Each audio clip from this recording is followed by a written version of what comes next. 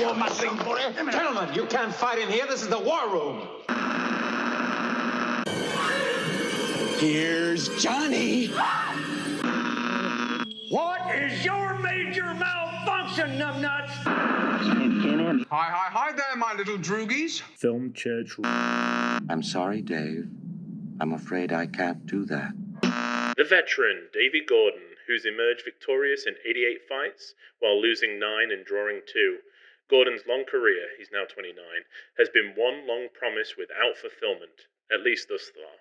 As hard a puncher as they come, a clever boxer, he's been plagued by a weak chin and the unlucky knack of being at his worst for the big ones.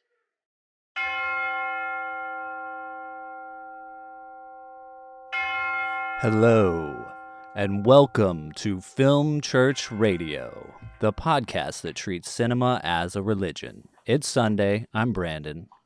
I'm Lewis. And we are here to talk about Stanley Kubrick. Each week, Lewis and I alternate picking a film for both of us to watch and discuss. But this week, we continue our 2023 director retrospective on Stanley Kubrick.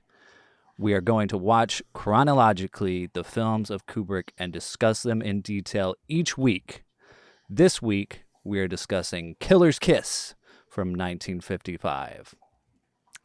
After watching last week his first 3 short documentaries and his first feature film, Fear and Desire, Killer's Kiss is... You'll have to wait till we get to that part of the show. You might be thinking, man, that was a nasty trick, but that's show business. Stay tuned to hear our thoughts. In the meantime, go to our social media channels. Give us a follow while you're listening. We're on Twitter and Facebook and Instagram and TikTok even, and YouTube. We've got some extra content on there, some fun clips and things, clips from the shows, episodes. And if you're new to the show, this is a film church, of course, so we post episodes every Sunday. And if you really love the show, please share it with your friends and give us a rating and review.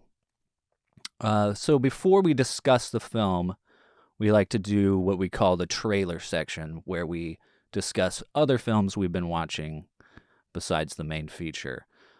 We have one here that Lewis and I have both seen, a recent film, Glass Onion, a Knives Out story. So I think we're going to get into that first, and then we'll get into our individual watches.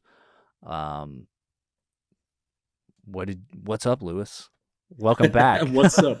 Thank you. How are you? I'm good. Perfect.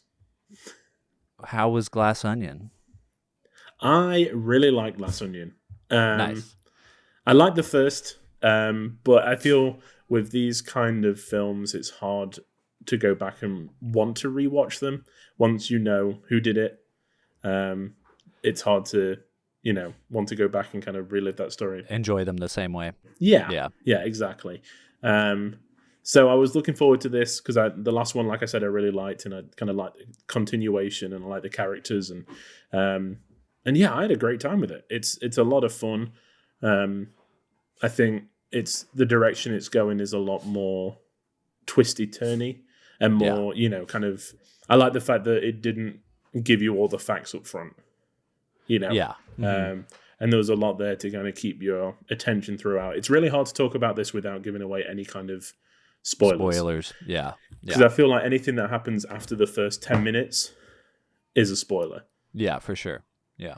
But I mean, the characters are really good. Dave Bautista, I thought, was a standout with the supporting cast. And yeah, I think that, it's a series that I'm enjoying a lot, and I'm glad that Netflix have given, Rian Johnson so much money to keep making these films.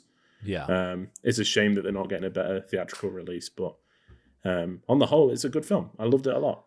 Yeah. I wasn't quite as hot on it. I think I liked the first one better. I didn't think it was a bad film, but I think it got overhyped for me where I expected a little more. And there was a lot of people when it was, it had a limited theatrical release. So I saw a few people's comments when it was in theaters, Yeah. saying like, oh my God, this is a great, like, did Ryan Johnson like make this in the last few months because it's so relevant? Yeah. And Yeah. so I expected a little more in terms of relevance, I guess, but then it just seemed kind of, I don't know. It just never really. I mean, I kind of enjoyed it, but it just didn't get me the way I think the first one did. Yeah. And then my girlfriend sent me this tweet that somebody posted that says, Glass Onion originated from the Beatles song Glass Onion from their White Album. It means overanalyze something that is not intended to mean anything more than what it is. The entire point of the Glass Onion song was to poke fun at all the people who had looked for deep messages in previous Beatles songs. And then the critical debunker, or no, wait, I'm sorry. The critical drinker, I don't know who that is, somebody on Twitter, said Glass Onion may be one of the most triumphantly, defiantly stupid movies I've ever seen. How it somehow fooled people into thinking it was a smart, complex mystery is absolutely baffling. And I think that's kind of how I felt, is that it fooled me into thinking it was like more complex than it was. Yeah. And I think it's just kind of supposed to be fun. Yeah. Because there's parts of it that just were so over the top that I was like, really? Like, how am I supposed to take this seriously? Yeah. Yeah. Yeah, and it's hard to say. I don't want to. If you go on my letterbox, you can see specifically what I'm talking about. At Somascope, because I left a comment on there, a little review. And that was kind of the main thing that bothered me. Was this moment that was so over the top that I was like, really? Come on. But other than that, I mean, I enjoyed it. It probably sounds like I didn't, but Yeah. I mean, I enjoyed it for the most part. It's just, I think I was expecting more. Yeah. That's a shame. Yeah, I know where you're kind of coming from, but I do think I'd probably watch this more than the other one. Really? Yeah. Yeah. Yeah. Yeah. I don't know, man. Christopher Plummer, he was pretty great. He's good. Yeah. Yeah. Oh. And I like the series. I like that it's kind of, I'm a big fan of the murder mystery stuff that Agatha Christie wrote. Grew up watching those kind of BBC dramas. So anything like this is just a big thumbs up from me. I love the murder mystery aspect and returning detectives to solve the mystery and new locations. It's just I think you're right though. I think with the, looking for deeper meaning, I mean, it's just a fun whodunit. Like Chelsea and I were both guessing throughout, and the story doesn't necessarily go the way you think it's gonna go. Yeah. So it was fun to be like, oh, wait a minute, like this isn't where I thought we were gonna go at all. Now my whole theory's shot to pieces. Yeah. But I think most of that is purposefully done. I mean, all of it is obviously purposefully done, but it is done to allude to this Glass Onion, I think. Yeah. Yeah. So. Yeah, for sure. Did you see, what was the other Agatha Christie movie? The Nile? Death on the Nile. Yeah, that was earlier in 2022, right? Or something. I think, it was about a year ago. Yeah. We did watch it. I mean, a lot of people looking very beautiful. It's not great. I don't think any of the Kenneth Branagh Poirot films have been amazing. Yeah. But I mean, they've signed on to do another one. They're prepping it right now, I think, and this is like a deeper dive. So I'm hoping if it's not one that I'm as familiar with, it might be a little bit better. Yeah. But yeah, I think it's following the same route of getting a lot of famous people together and just having murder mystery. Yeah, exactly. And hey, I'm here for it. I can happily sit and eat popcorn and have a nice soda and watch that and for 2 hours. That's fine by me. Yeah. I would love to see another like Seth Rogen movie where he's just playing himself, kind of like This Is the End, but murder mystery with celebrities. Yeah. Yeah. It feels like, Missing a trick. huh? It should have been done by now. Yeah, and now that I say that, I'm like, did I see a trailer recently where they're doing that? I don't know. Maybe. Yeah. It's ripe for the taking and the making. Yeah. That's right. But what else have you been watching? So you know me, I love Sight and Sound, and they did their top 2022 films, which is, last year I think it was The Souvenir Part 2 won it for 2021, and this year it was a film called Aftersun, directed by Charlotte Wells, first time feature film director from the UK, about a young girl and her father going on holiday together in the 90s. And it is the most breathtaking thing I've ever seen. I cannot say how much I love this film. Like, I cannot put it into words. Yeah. It was just the most beautifully told story. None of it is ever presented to you up front. I feel like it makes the viewer do a lot of work, but you come out of it feeling like you know the whole story, if that makes sense. There's so much in there that's just like, that's hidden or like alluded to, but it's just told in such a wonderful way.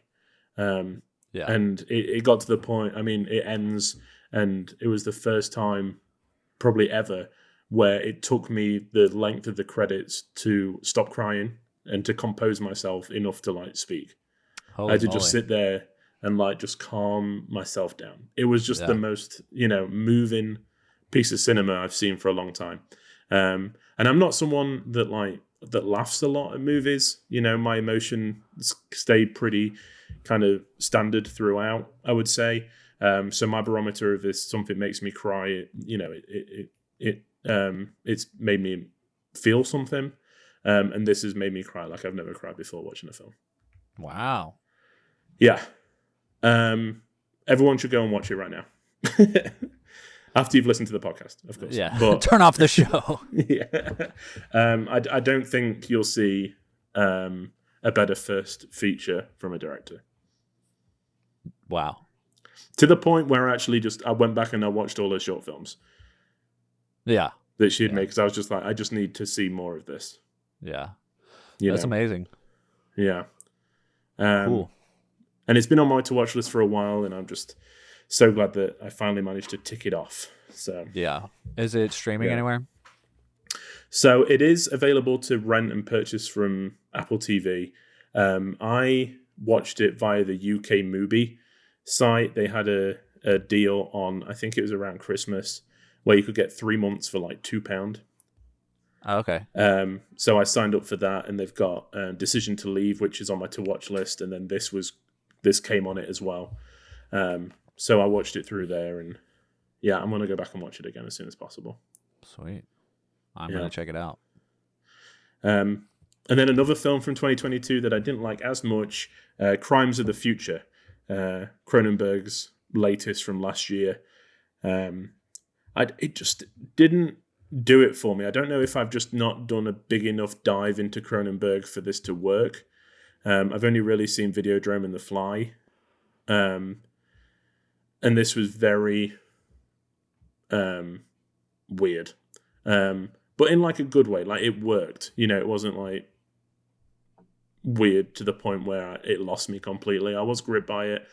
Yeah. I just don't know if I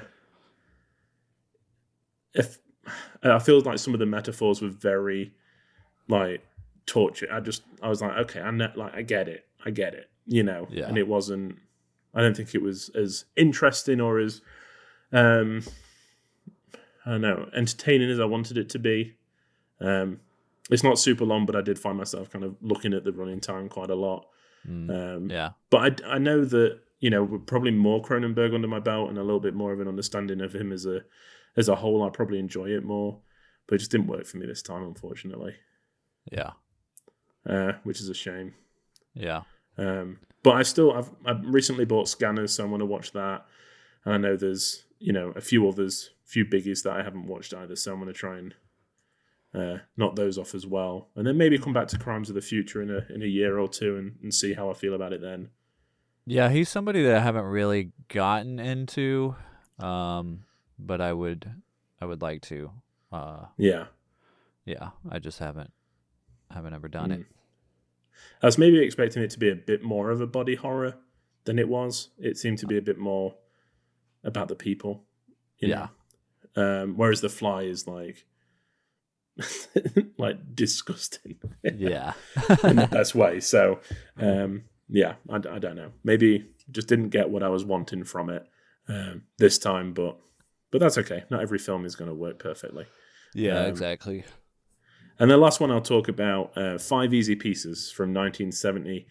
Jack Nicholson, kind of one of the films that's included in the kind of the new Hollywood, the start of that.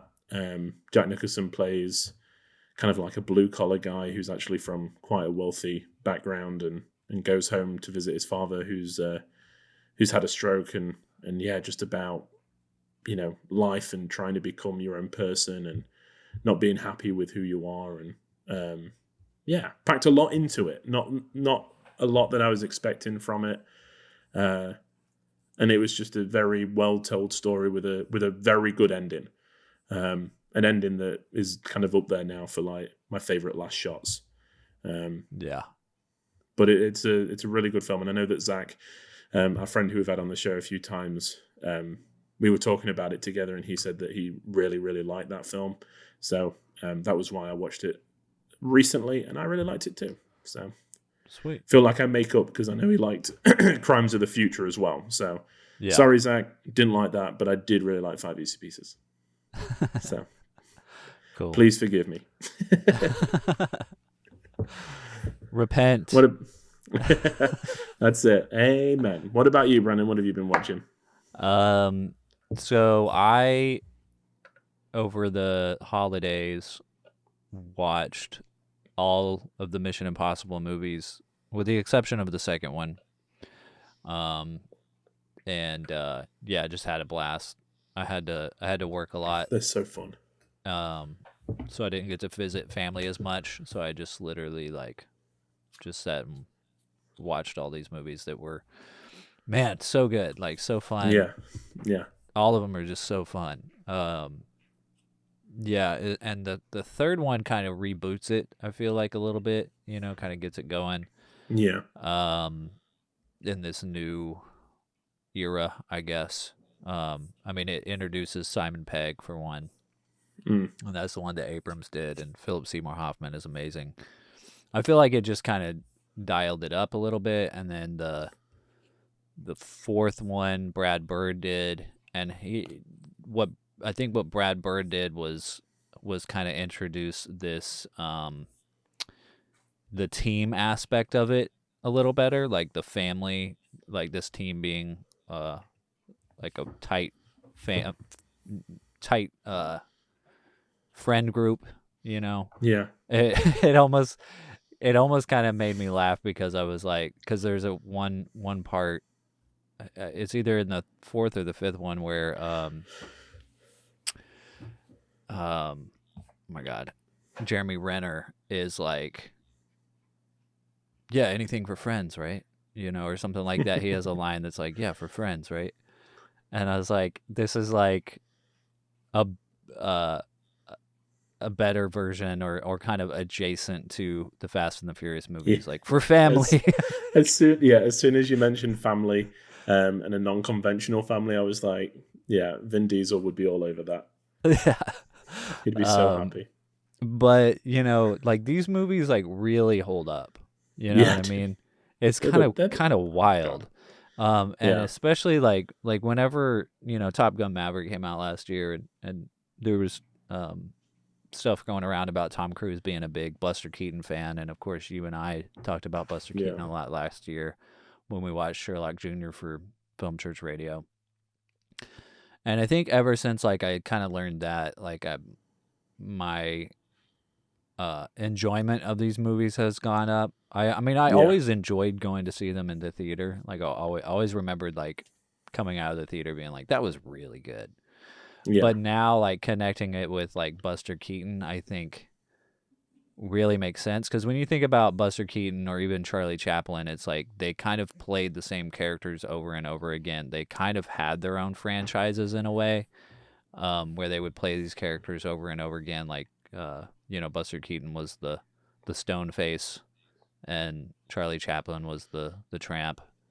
And they kind of played these same characters, but you could see in today's, if they were around in today's world, they would be doing, Mission Impossible 29 or whatever, Yeah. just playing these characters over and over again, but delivering it, you know what I mean? Like delivering a great experience, a great movie, something that continues to to blow your mind or push the boundaries. Because Buster Keaton was a guy who just did all these crazy stunts on camera, and that's like what Tom Cruise is doing. Yeah. And when you get to the Christopher McQuarrie films, man, it just freaking it just ramps up. Yeah, it's like that fifth movie opens with him like hanging on to a plane. Yeah. I mean, this is my point. So at the moment they're ramping up for is it 7? Number 7. Yeah. And they're showing a lot of footage of him like jumping out of planes, riding motorbikes off of bridges. And I was like, when we got number 5, I can remember the trailer dropping and seeing him hanging onto the side of the airplane. And you were like, oh my God, this is going to be like the climax, the most incredible end to a film I've ever seen. And it's in the first 10 minutes. Yeah. So I'm like, if they're showing us this footage, what have they got planned that they can't show us? Yeah, that's what I'm thinking. I'm like, okay, that motorcycle thing of him going off the cliff that they've been advertising, that's got to be in the beginning. Yeah. Like, that's going to be the opener. You know what I mean? And that's what I love is like, it just opens and like blows your mind. Yeah. Yeah. And the 6th one is just incredible. Like all around, like, I love the fact, well, I don't love, I mean, he broke his ankle. I don't love the fact that he broke his ankle, but I love the fact that like the shot of him breaking his ankle was like a oneer. Like, it's a really long oneer. It was like, it was the perfect, like, if you're going to break your ankle in this movie, it was the perfect shot to do it on. Because the way that they were able to keep this shot of him, like, of course, like, you break your ankle for this movie, you're going to put it in the movie. And it was like the perfect shot for them to be able to do it and cut it together, with footage however long, later. I think it was a couple months later that they had to let him heal. It's just wild, man. It's wild. We love them. We go back to them quite regularly. I mean, we always start with like 3. Like you said, that's kind of like the reboot where it kind of restarts, and Philip Seymour Hoffman is a very, very good bad guy, which I like a lot. But yeah, they're great. And I think that's the problem that the James Bond franchise has now, is that you can't really compete with them. They need to do something different and fresh. I mean, I've got an idea for the Bond franchise that I think it would work pretty well, but it's not up to me, unfortunately. You've yet to pitch it. Yeah, maybe that's what I should do. Yeah. Apparently they're taking interviews for casting, so they must have some kind of idea of where they want to go. Yeah. So. And I mean, Mission Impossible 1 and 2, I do have a soft spot for because I watched them as a child. Like, I remember seeing the first one, watching it with my family, and it was just a blast. Like that, it was just everything like a kid would love. Like, the bubblegum bomb and that kind of stuff was just like, I just remember thinking it was so cool. And then the second one, with the I can't remember if they do the mask. I think they have the masks in the first one, but the second one they use them a lot more, and it's all about this virus. It's good for a kid. Like, it was fun for a kid. Yeah. It opens with him like climbing like on the side of this cliff or whatever, and yeah, I just like I do remember liking that one a lot as a kid, but I haven't gone back to the second one in a while. We'll see if I do and if I enjoy it or not, but I'm sure I will at some point. Yeah. But yeah, wow, I just talked about the Mission Impossible movies for a while. I also watched a couple other movies. Should I talk about them or save them for next week? What do you think? It's up to you. All right, I'll talk about them. Never miss an opportunity. I watched Identity from 2003, which is a movie that I've heard about for a long time and has been recommended to me several times based on the movies that I like, and finally got around to watching it. Have you ever seen it? I haven't. I was actually just going to look it up now. Yeah. John Cusack. I love John Cusack. Ray Liotta. John Hawkes. Amanda Peet. Alfred Molina. Nice. Doc Ock himself. Yeah. And lots of other people. But directed by James Mangold, who is doing the new Indy, what is it, 5? Yeah. Coming out soon. Also did Logan and the Wolverine movie. But anyway, this movie, Identity, is like a mystery thriller, a lot of Hitchcock vibes, but it's like a psychological thriller, so it's got like some twists and stuff. I think you would enjoy it a lot. I enjoyed it a lot. I don't want to give too much away, but it was good. It was really good. I like this period of John Cusack's career as well, like the early noughties. That's cool. Okay. Yeah, and added it to my watch list. And it's the kind of movie. It's like, we were talking about Frailty a couple weeks ago. It's like this era, like this kind of mystery thriller was very popular, and so I think a lot of them got lost because there's so many good ones around this time. But this one is really good. Awesome. And then I also watched Bardo, A False Chronicle of a Handful of Truths, which is on Netflix, and it is the new Alejandro G. Inarritu film. Of course, he directed The Revenant and Birdman, that he won back-to-back directors Oscars for. And this is his new film, I guess first film since Revenant. And I went into this film ready to be just disappointed, because I was like, how are you gonna do Birdman and Revenant and then follow it up with something else? Follow it up with something else that I'm gonna be like, that was amazing. Especially because this isn't really a spoiler, because this is the opening of the movie, so I don't think it's going to spoil it too much. Opening of the movie is this guy who's like kind of flying. Yeah. And I'm like, oh, come on. Like, and you got something else. Like, she got a bigger imagination than another flying guy. Yeah. I look, another Birdman. Yeah.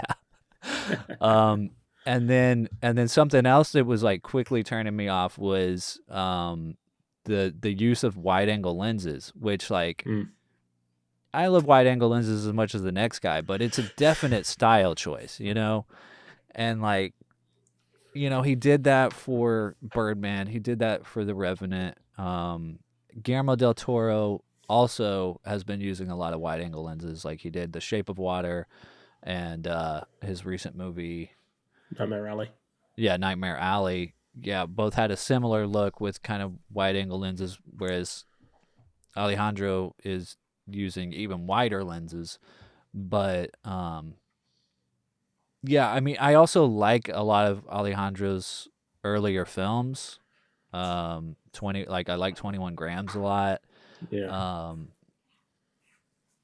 Amores Perros is really good. So I think I'm longing for like a style similar to his early career, whereas he's kind of moved on, which you do as an artist. Yeah. So So the fact that it, there's like all these super wide angle lenses. And when I say wide angle, I mean, it's like the closest thing you can get to VR without being VR, So it's like super wide where the edges are distorted. And like I said, it's a definite style choice. So going into this, I'm like, yeah, it's a cool look, but you kind of like, do you need to do every film like this? Like, Yeah. I don't know how this film is going to prove to me that this is the way that it should have been shot. And man, by the end of it, I was like, there's absolutely no other way you could have done that movie. It was absolutely amazing. Like 5 out of 5 stars. The movie had me crying. Like it is an absolutely amazing, beautiful film. Like, holy smokes, it was good. Man, another one to add to the list. Knocking out the park today. Yeah, I mean, I'm sure it's going to get, I hope it's going to get nominated for stuff because it if I had seen it before our episode, it probably would have been one of my favorite films of 2022. Although I don't know. It's a hard choice between this and Everything Everywhere All at Once, but man, it's a good movie. Yeah. Wow, that's cool. Yeah. That's really cool. So check it out, people. But now I think we're finally there. We finally reached our feature presentation.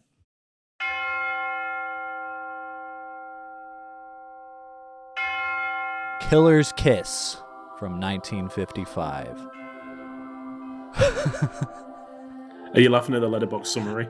Yes.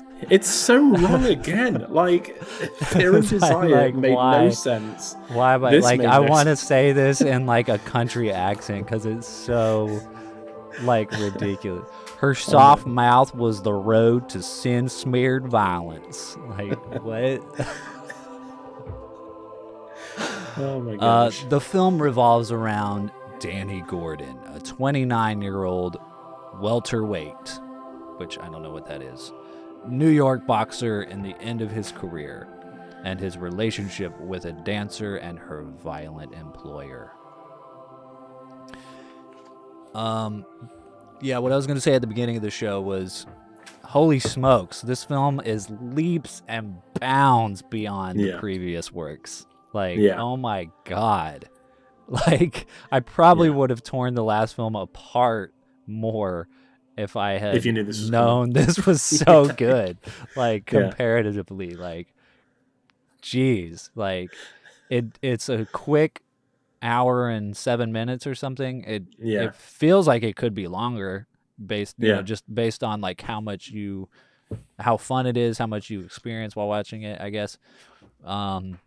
It's an all around like by the end of it, I was like, okay, this is like Stanley Kubrick showing he can make an all around good movie. He can make your standard popcorn flick, happy ending, gets the girl, on the edge of your seat, action, kind of movie. Now, will he continue doing that? No, but he's proven that he can do it. You know what I mean?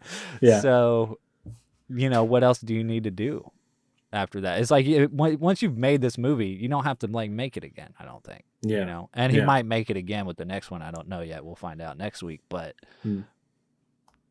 dang, I loved it. Good. What do you think?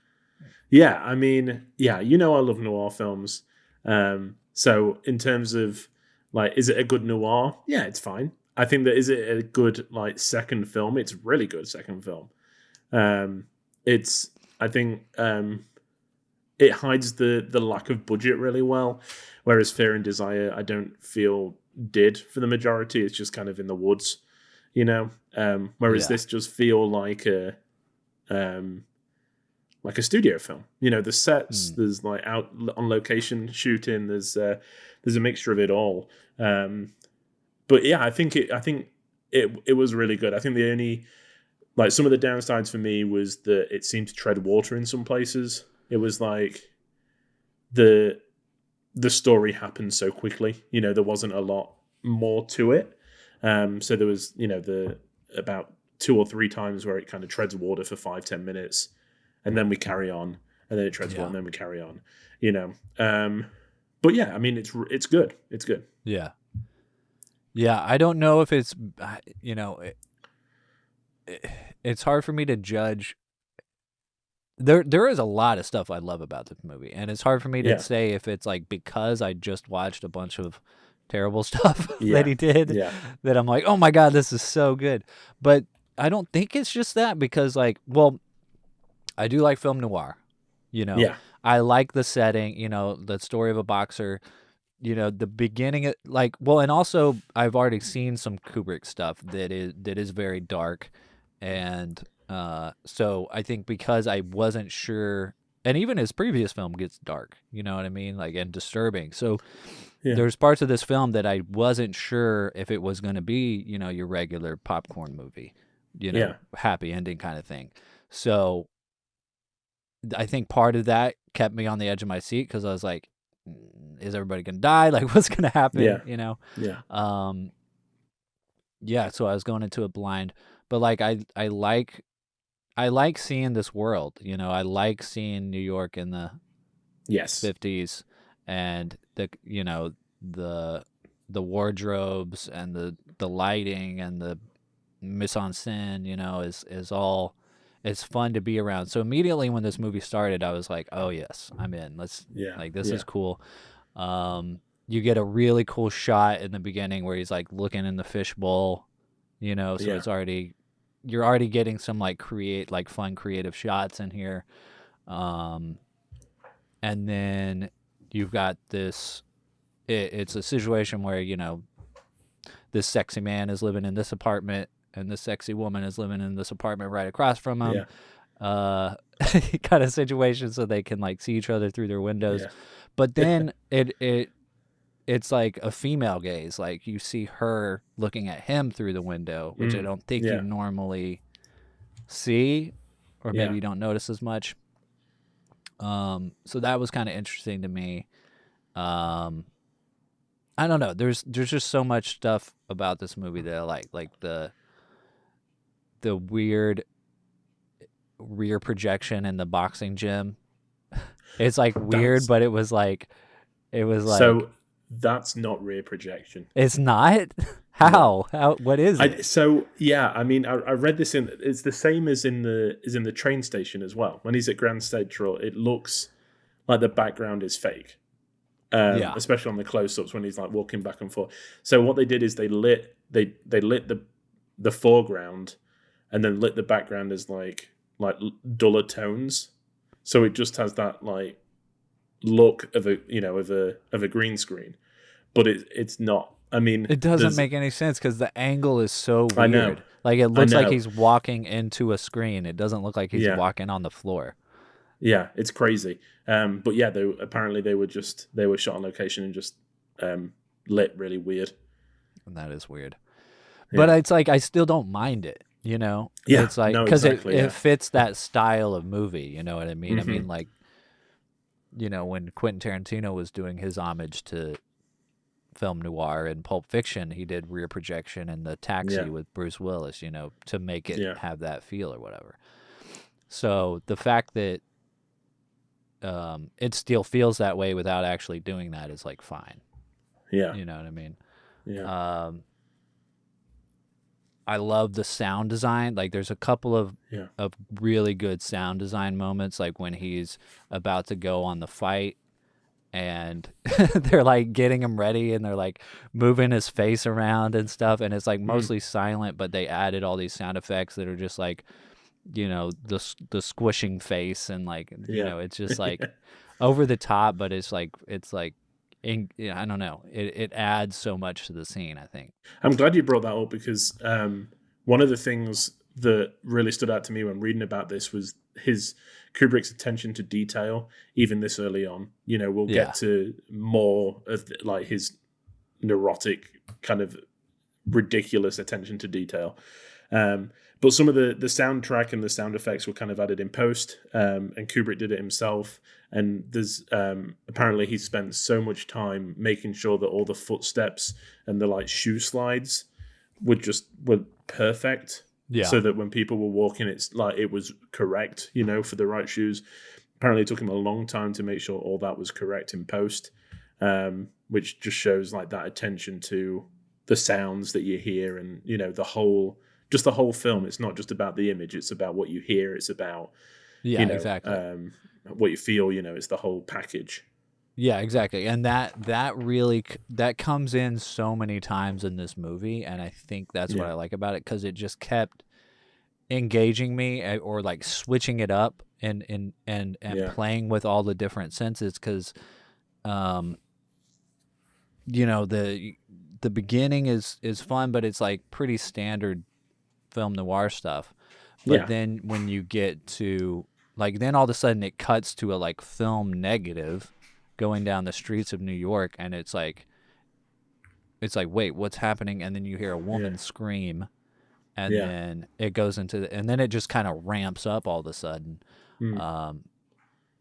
So before you have time to kind of like settle in your seat, it jumps you out of it. And you're like, oh no, what's happened? What's going to happen? I thought that she was going to get murdered right at the beginning, because it's because of the title, Killer's Kiss. It was going to be like he's got to solve the murder of the woman across the window, or whatever. He gets framed for it or something. Yeah. There was so many directions this could have gone, but so then that happens. Go ahead. Yeah, I was going to say, for the first 15 minutes before we move on, like with the boxing match, did it remind you of anything we've watched already? I mean, yeah. The Flying Padre. Just kidding. No, the day of the fight. I mean, for one thing, they use the same shot that I said I liked, where he's like shooting through the stool or whatever, which is cool. Yeah. Yeah, there's the scene in the mirror where he's kind of playing with his face, and he does the nose thing. He presses his nose down, right? Yeah, and there's the advertisements on the street, for the fight, that is pretty much lifted straight from there. I think that especially going into film noir, because it is a genre heavily dotted with boxers and that kind of world. It's a natural progression from the photography to the documentaries to this. Is it like, if this was the first feature film, it would have just been a perfect through line. It's definitely, you can see why this was the film that he was like, okay, I've done one, now I need a bit of a bigger budget, and this is what I want to do. Yeah. Because he's been in this world before. Yeah, exactly. Yeah. Speaking of which, I know that he had to do a lot of run and gun style filmmaking on this movie, where he's shooting without permits in New York and stuff. Was the actor an actual boxer? So I don't know about that. He was. I mean, this is his only feature film role. He did some TV, and we're talking about Jamie Smith, who plays Davey. He's done some TV, or he did some TV, just before and just after this. But I think he is kind of like a semi-professional actor. Maybe not, I mean, obviously he didn't get that many roles.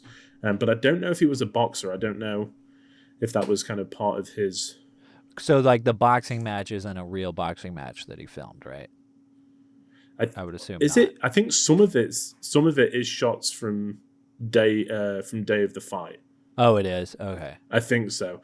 But then there's some close-ups, especially like when he gets knocked out and you see like the fist. Obviously, I mean, you're in the point of view. That shot was I really like that shot.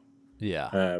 Where he's kind of falling to the canvas. But I think it's kind of intercut between the two. He's using the stuff he's already got, and then for the further out shots, and yeah, because I mean the fight isn't. It's not like the best part of the film, I would say. It's not. No. It's not something that's like, it's not like super well photographed. I mean, there's a lot of cool shots, but it's not. It's not the thing that engaged me the most. That's for sure. No, I think it's just the exposition for Davey. It's just he's kind of on his way out of as the boxer. This is his 100th fight.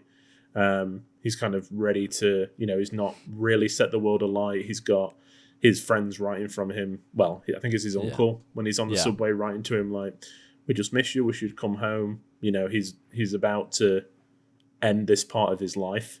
Yeah. Which I liked a lot. And I think that the way that we see New York in this film is very oppressive.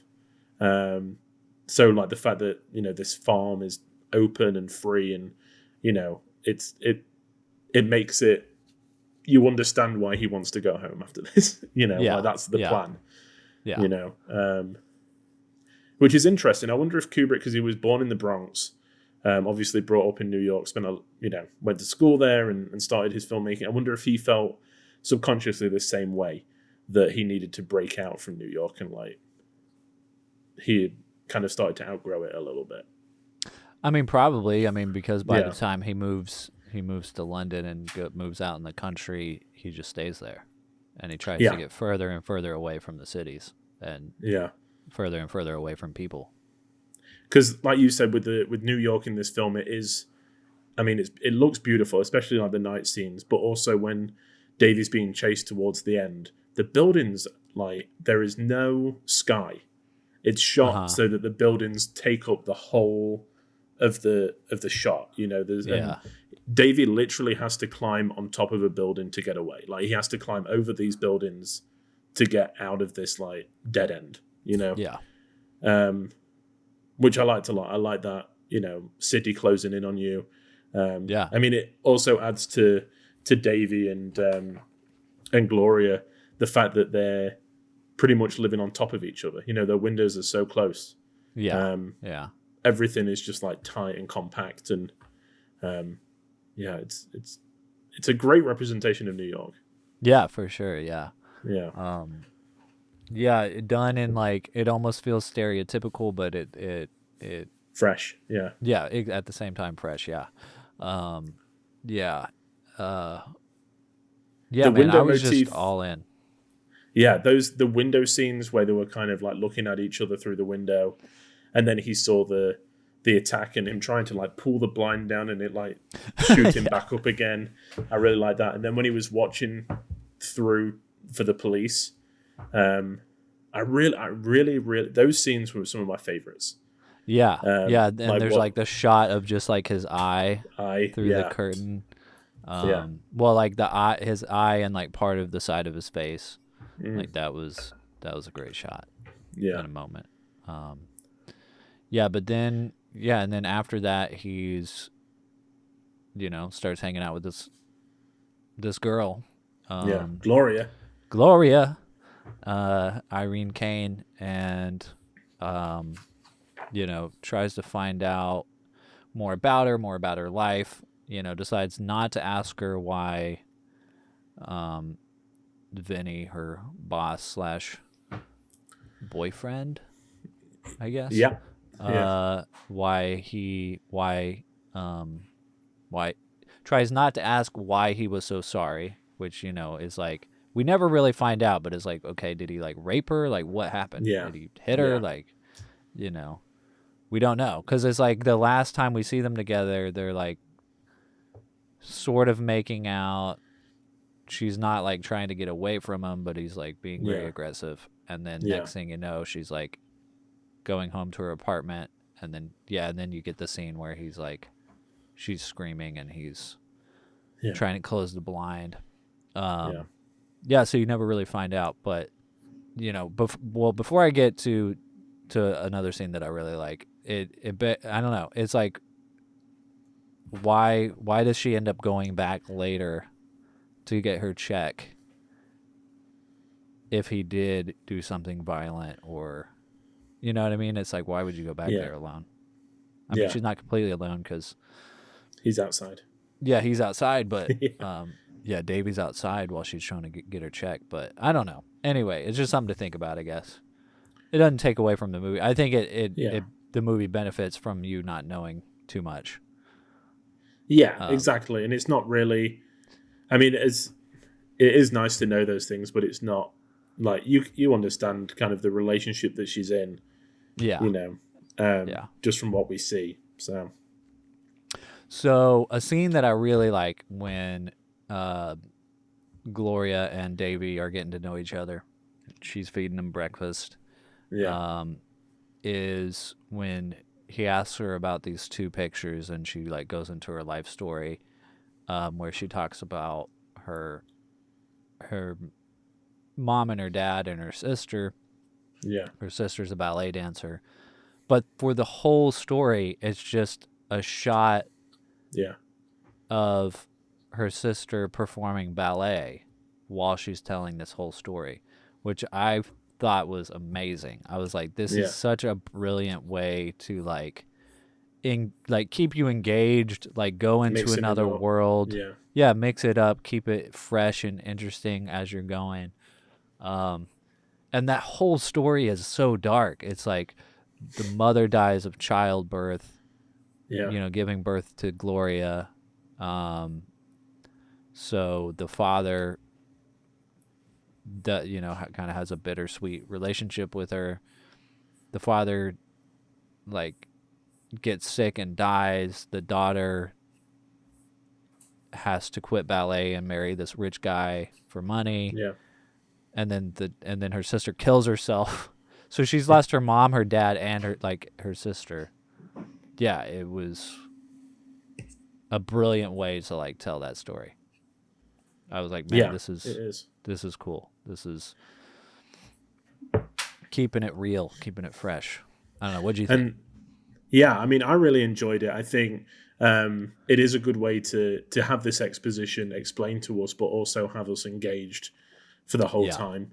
It could have been a very static, here's her telling a story, here's him reacting, and here's her continuing the story, and maybe here's a picture of her hands as she it would be hard to kind of keep that entertaining. But yeah, they do a really good job, and the actress who played the ballet dancer, she's not really an actress, more of a dancer, Ruth Sabotka, was the second Mrs. Stanley Kubrick. Oh. So they were, he was married at this point to somebody else, and at this time they were about to get divorced, I think. Yeah. And then he had already met Ruth Sabotka and wanted her near him, so inserted this scene and shot it within a day so that he would have a reason to have her on set. Nice. I mean, yeah, so less of a creative decision and more of a I need this woman on my my film. Yeah, but I mean, it works, and it tells the story really well. Yeah. It's one of those nice little coincidences. Yeah. That's interesting. Dropping in with the trivia. Boom. You didn't know that. I think the whole thing, I mean, is, with that kind of out of like necessity, I guess, with wanting to have a close, quite a lot of this film is about necessity. I mean, shooting on the streets, they didn't have a permit to do it, so everything had to be kind of hidden. When we have tracking shots of him running through the streets, it was literally just Stanley Kubrick in the back of a car with his camera pointing out of it, recording it. Yeah. There was a lot of stuff where he wasn't able to create movement by doing a dolly shot, so he just created a way to do it. Yeah. He was like, I'm just going to go sit in the back of a car and I'm going to record you run. Yeah. Which does, I think Fear and Desire is interesting in terms of it's his first film, but I think this is where you're really seeing that creativity flourish, and just the way around. You wouldn't know that this was shot for $40,000 as opposed to like a couple of million. Yeah. Which is down to definitely him. So yeah, exactly. Yeah, it's down to the talent of the filmmaker. Yeah, exactly. This is his El Mariachi. That's right. Yeah. This is his low budget, make it look much higher budget movie. Yeah. My favorite visual scene is when his trainer Albert gets killed. I love that, like in the corner of the alleyway, and the shadows are like 10 feet tall, and just the way that they show it, with them advancing on him and him trying to get away, and then the two guys kind of just walking away, putting their hats back on. It's great. Yeah. It's a really, really good noir touch. Yeah, and I love the story element of that scene too, because it's just like the classic like mix up kind of situation where it's like, oh no, are Yeah. they gonna come out and murder Davy? And Yeah. it's like, oh no, he at just the right moment he gets his scarf stolen and he runs off for a second, and then his friend shows up, and so they think that's Davy. They kill him. Yeah. He comes back. And there just is in a time. touch of Kubrick's like maliciousness in there, I think, because I watched it again because, like you said, it's not very long. It's easy to kind of watch it a few times.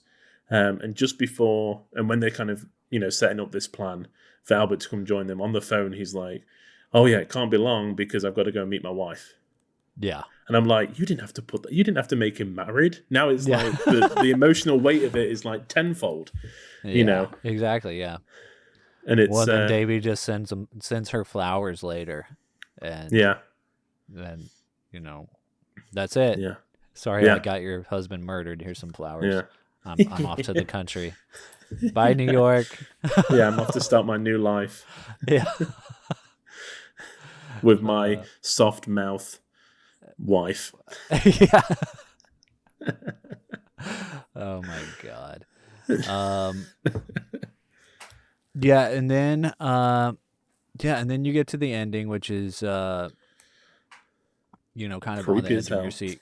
Yeah. Yeah, creepy, and it's like I don't know where it's going. It's but like especially this moment because it's like knowing Kubrick's other movies and usually his endings are kind of dark.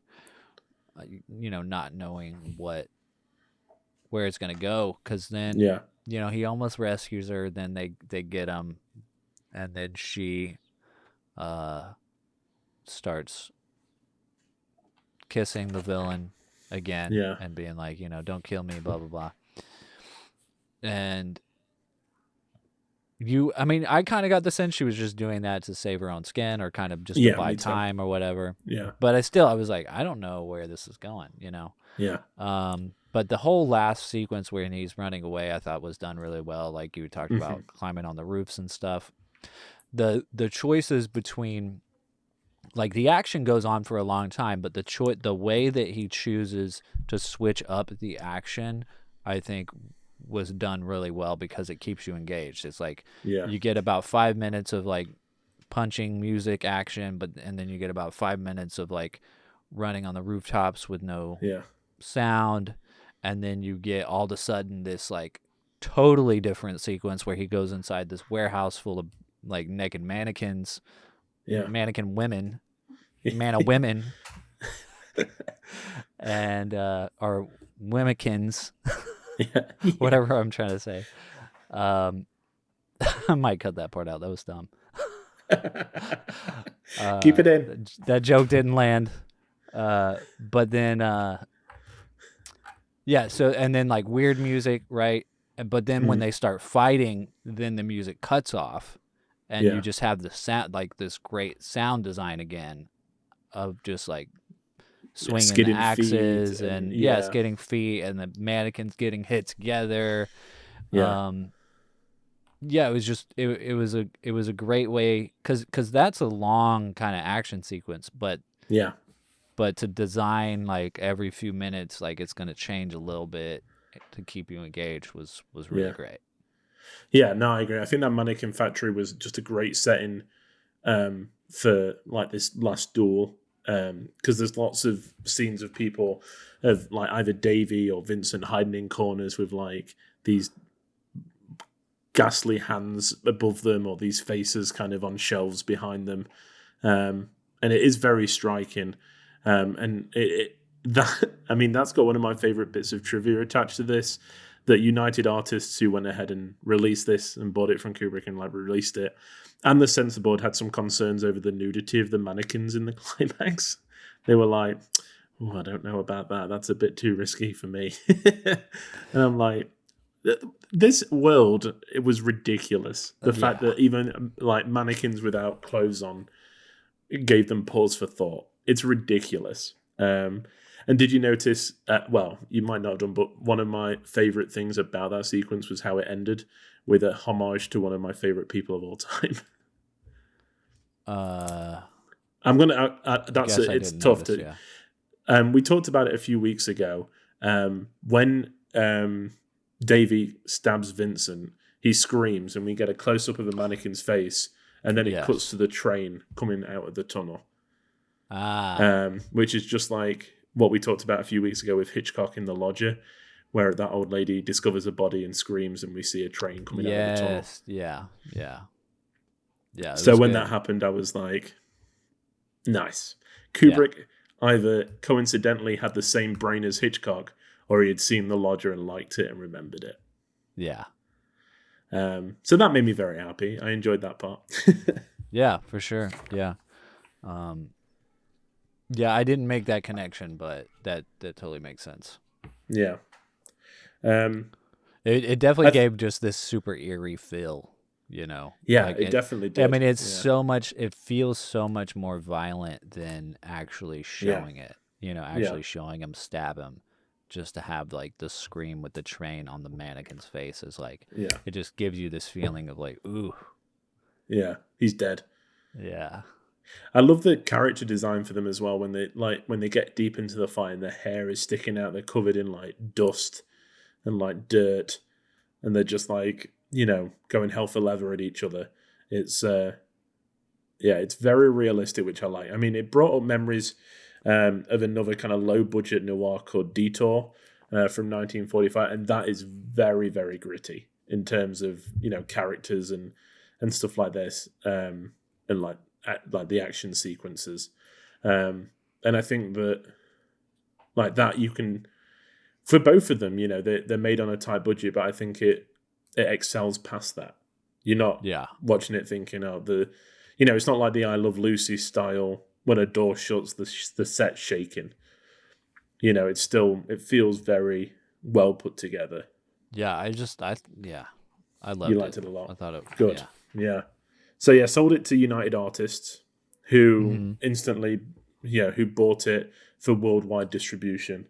And Kubrick said, to the best of my belief, no one at that time had ever made a feature film in such amateur circumstances and then obtained worldwide distribution for it. Wow. Which pretty much, because I mean, this is the 50. Yeah, this is. I mean, I mean, independent filmmaking didn't really exist in the same way that we know it. Yeah, exactly. Yeah, but it opened the doors for so much. I'm sure. You know, I mean, Fear and Desire wasn't seen by many people, but critically it was liked, which kind of made him carry on. This, I think, is much more of an audience pleaser. Yes. And kind of got him... He'd done like a critical darling, and now he'd done a crowd pleaser. So he was bankable at this point. You know, you could... A studio would give him a shot at making something. I think the way that he got into the business is very interesting and different from anybody else. And just shows like his desire to be like, this is what I'm going to be. Yeah. I'm going to get into it in any way that I can. Yeah. Yeah, it's good. It's really good. And the studio are the ones that wanted the happy ending, right? Yes. He wanted. Yeah. I wonder what he wanted to do. I would assume that he would probably just have had him leaving. You know, that ambiguity of like, was she in it for the wrong reasons? Like, who was she as a character? You know,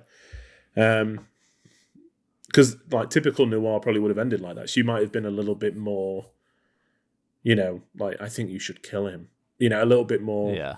I don't know, femme fatale, where she's a bit middle of the road in this one. Yeah.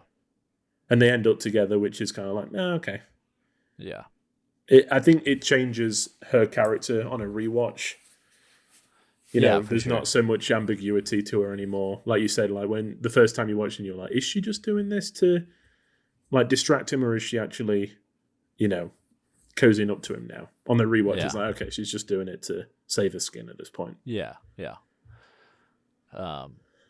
Yeah, I think I prefer the happy ending though, just because I think Yeah. I think it just contextually with the rest of Kubrick's work, like I said, It's a relief. it's like, okay, he can do it. Yeah. He doesn't need to do it again. Just show me he can do it, and then let's see what else Yeah. he's got. You know. Yeah.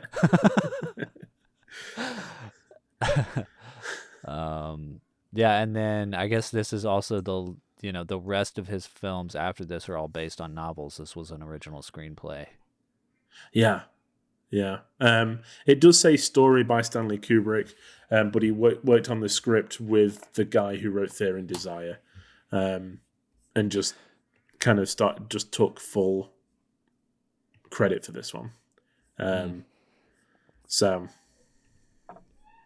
way to be. Yeah. Yeah, he was like, this is my movie now. And he never made an independent film again. Everything never had to finance it himself. Yeah. So he did it in Good job. 2 short features. He was now On top of the world. able to make his own films. Yeah, with a budget. So Perfect. yeah. Sweet. Good job, Cubes. Yeah. Good one. I wonder where it's going to go in our ranking. I think it has to be above Fear and Desire. Yeah. Yes. It is above Fear and Desire. We decided last week, if you listen, not to include the documentaries in the feature films, just because, the Seafarers is a director for hire, the other 2 kind of extensions of what he was doing for a job. But we are going to rank through each one. So at the moment, Killer's Kiss is number 1, and then Fear and Desire number 2. I would be interested to see where this... I mean, it's hard because you know what's coming, but I would be interested to see if these are the bottom 2 come the end. By the end of this. Yeah. Yeah, interesting. Well, let's guess what each of us rated it. Yeah. It's not giving too much away that we both put it above Fear and Desire, because I don't think we're either of us too hot on Fear and Desire. But I know you liked it a lot. I'm a bit stumped. I think that you would probably give it a 4. Uh-huh. I'm going to say you gave it a 3.5. It's my instinct. Ooh, okay. I don't know. Yeah. I want to make it higher, but yeah. I don't know. I feel like it's probably lower. My heart wants it to be higher, but my mind says 3.5. I gave it a 3. Okay. Yeah. Nice. For the things that I'd already mentioned, I think that some of it is a bit stretched out, especially that opening. I know that we need to see in box and stuff, but it does plod along a little bit. And in terms of, I know that you like the ending. I would prefer it to be a bit more ambiguous, personally. Yeah. But that's personal taste. Above anything, but 3 out of 5 is still a good for a low budget, second feature. Yeah. So, what did you rate it?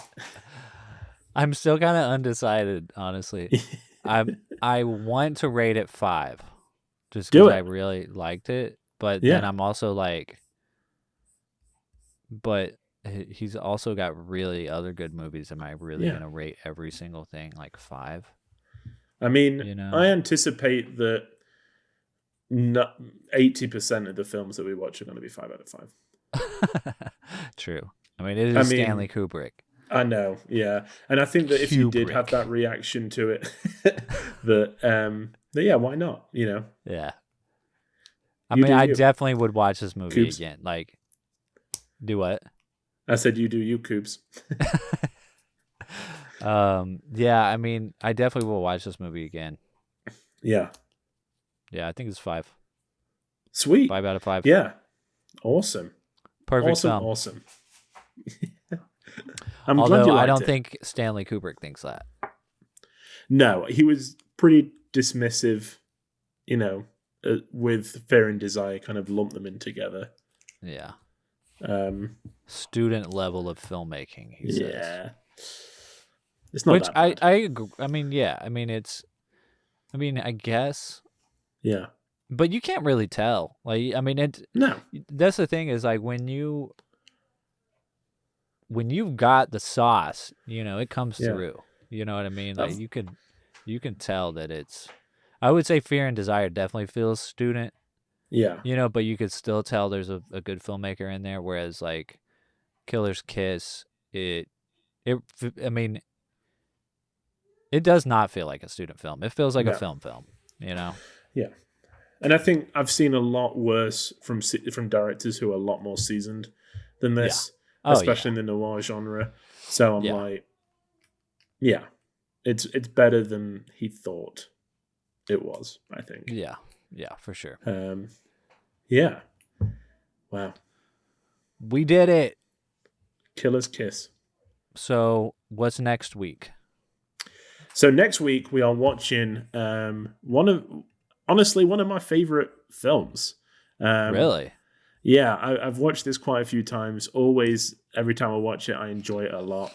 And it is The Killing from 1956, the year after this, starring Sterling Hayden.